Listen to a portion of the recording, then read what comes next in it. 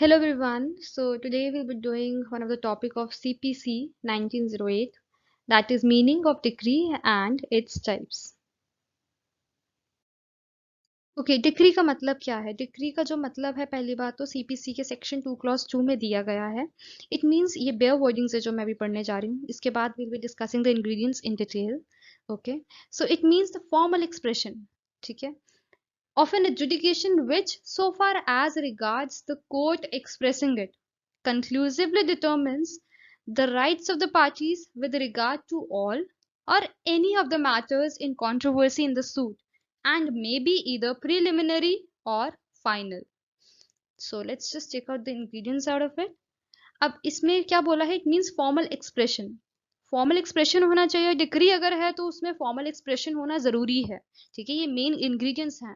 अगर इनमें से एक भी इंग्रेडिएंट नहीं हुआ तो it might be like it won't be considered to be a decree.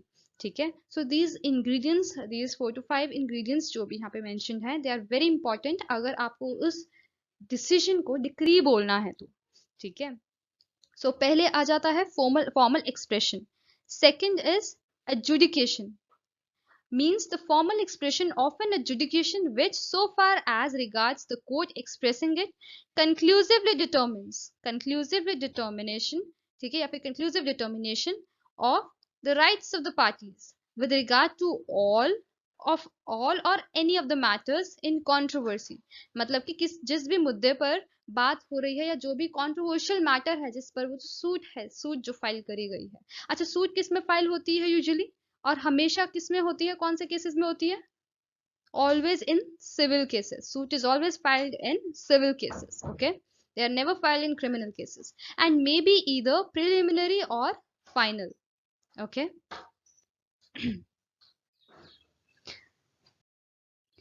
So now we'll be studying about essentials of decree in detail. Okay, सबसे पहले आता है फॉर्मल एक्सप्रेशन. फॉर्मल एक्सप्रेशन मतलब कि जब भी डिक्री जो है वो पास होएगी उसमें फॉर्मली एक्सप्रेशन होना जरूरी है. Decision should be formally expressed in accordance with law. In accordance with law is important. आप इसको नोट डाउन भी कर सकते हो. फॉर्मली एक्सप्रेशन मतलब, फॉर्मल एक्सप्रेशन का मतलब होता है the court will be passing a decision, ठीक है, जो कि इन अकॉर्डेंस विद लॉ होना चाहिए, फॉर्मली एक्सप्रेस्ड. ठीक है, then coming up to the next, that is adjudication. Adjudication का मतलब क्या होता है? Judicial in nature. यहाँ पे भी उसका मतलब यही है कि जो भी डिक्री होगी वो जुडिशियल इन नेचर होनी चाहिए, एडमिनिस्ट्रेटिव इन नेचर नहीं होनी चाहिए, क्योंकि अगर वो एडमिनिस्ट्रेटिव हुई नेचर में then it won't be considered to be a decree. Third is suit. अब जो सूट है वो कब फाइल होती है? जो सूट है, जब सूट जो है वो कौन फाइल करता है? प्लेंटिफ फाइल करता है through the pleadings, that is plaint. पहले प्लेंट फाइल होती है. सो सूट जो है वो हमेशा सिविल केसेस में होता है, जैसे मैंने पहले वाली स्लाइड में बताया. सो जो सूट है वो भी होनी जरूरी है. ये एक मेन इंग्रेडिएंट है इन डिक्री, एसेंशियल्स ऑफ डिक्री. और साथ ही में राइट्स ऑफ द पार्टीज.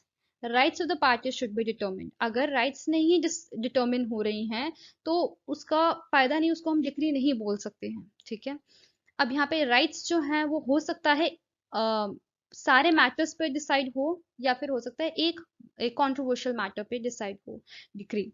ठीक है, अभी हम टाइप्स ऑफ डिक्री करेंगे, उसमें I will be explaining you in detail. Over here rights of the parties means कि इन decree whenever the decision has been taken, तो वो किसके बेसिस पे होएगा? Considering the rights of the parties. And over here rights का मतलब सिर्फ और सिर्फ सब्सटैंटिव राइट्स ही नहीं है, प्रोसीजरल राइट्स भी है, और प्रोसीजरल राइट्स ही नहीं है, सब्सटैंटिव राइट्स भी हैं.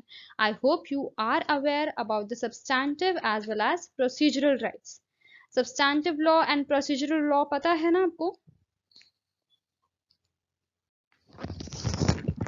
Late me just explain you in crux कि सब्सटैंटिव और प्रोसीजरल राइट्स होती क्या है. फिर भी substantive rights are the rights जो कि हमारी लेजिस्लेचर जो है वो हमें प्रोवाइड करता है, राइट. स्टैट्यूटरी लॉ जो है, ठीक है, जिस एक्सप्रेस जो बताया. एंड प्रोसीजरल लॉ जो हमारा सीपीसी है, जैसे सीआरपीसी है, उसमें प्रोसीडिंग्स बताई गई हैं, how how what are the steps. तो ये जो दोनों राइट्स हैं वो दोनों ही राइट्स को जो कोर्ट है वो डिटर्मिन करता है in the case of decree. Okay, and lastly conclusive determination. जो डिसीजन होता है, ठीक है, वो कंक्लूसिव होता है नेचर. दैट मीन्स कि it should be final. Final as in की ओवरऑल जब सारी फैक्ट्स एंड सर्कमस्टांसेस को कंसिडर करते हैं, when the decision has been taken, उसको हम कंक्लूसिव डिटर्मिनेशन कहते हैं। डिटर्मिनेशन ऑफ एवरीथिंग, लाइक आपका rights of the parties as well as the facts and circumstances. Okay, but even in case अगर आपकी जो डिक्री है वो फाइनल डिक्री पास हो गई है, still the decree is appealable. So in short, late me just explain you all in cracks.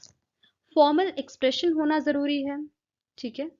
Decree में एक फॉर्मल एक्सप्रेशन होना बहुत जरूरी है। दैट मीन्स कोर्ट जो है जब भी अपना डिसीजन देगा वो लॉ के अकॉर्डिंग्स ही देगा, इन कंप्लायंस विद लॉ ही देगा, वो एक्सप्रेसली उस चीज को मेंशन करेगा फॉर्मल वे में।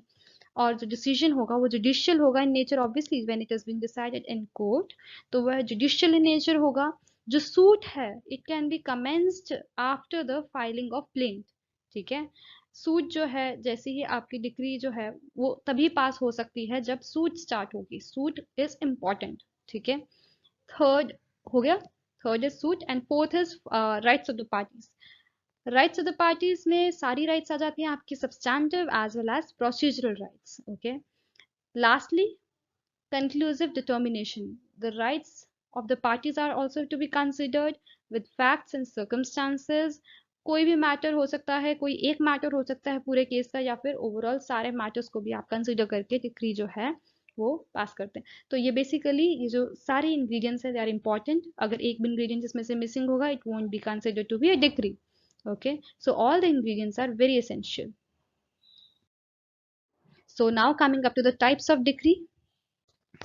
प्रीलिमिनरी डिग्री, जब हम प्रीलिमिनरी डिग्री की बात करते हैं तो ये इनिशियल स्टेज पे दी जाती है, जिसमें सारे मैटर्स डिसाइड नहीं किए जाते हैं। जो भी केस के होते हैं सारे कंट्रोवर्शियल मैटर्स पे डिस्कशन नहीं होती है, पर एक इंटरलोक्यूटरी या फिर कह सकते हो इंटरिम ऑर्डर जो है वो पास कर दिया जाता है, एक डिक्री पास कर दी जाती है। उसको हम ऑर्डर नहीं कहेंगे, it would be considered to be decree, क्योंकि वहां पे राइट्स जो है वो डिटरमिन हो रही होंगी, ठीक है, तभी उसे हम डिक्री कहेंगे।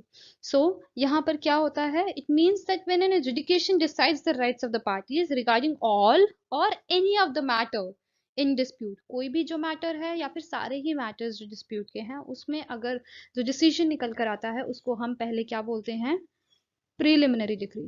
सो इनिशियल स्टेज पे अगर कोई डिग्री पास हो उसको हम प्रीलिमिनरी डिग्री कहते हैं, ठीक है। एंड इट मीन्स कि यहाँ पे डिस्पोज ऑफ नहीं हुआ है केस, ठीक है, जो सूट है वो डिस्पोज ऑफ नहीं हुआ है। Okay, next is final decree. अब जो फाइनल डिग्री है, final decree is after considering all the facts and circumstances and the rights of the parties, सब चीजों को कंसिडरेशन देकर, मतलब प्रॉपरली कंसिडर करके सारी कंट्रोवर्सी सब चीजें सुनकर, after considering all the facts and circumstances, जो डिग्री दी जाती है that is considered to be a final degree. Okay, then coming up to the partially final और partially prelim degree.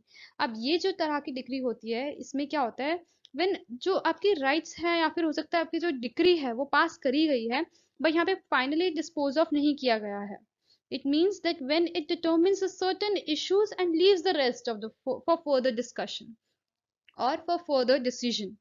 So what is executable is a preliminary decree unless it merges it with a final decree. तो यहाँ पे partially final and partially preliminary decree बोलते हैं उसको। So I hope you all are clear with the concept of decree and its types. Thank you.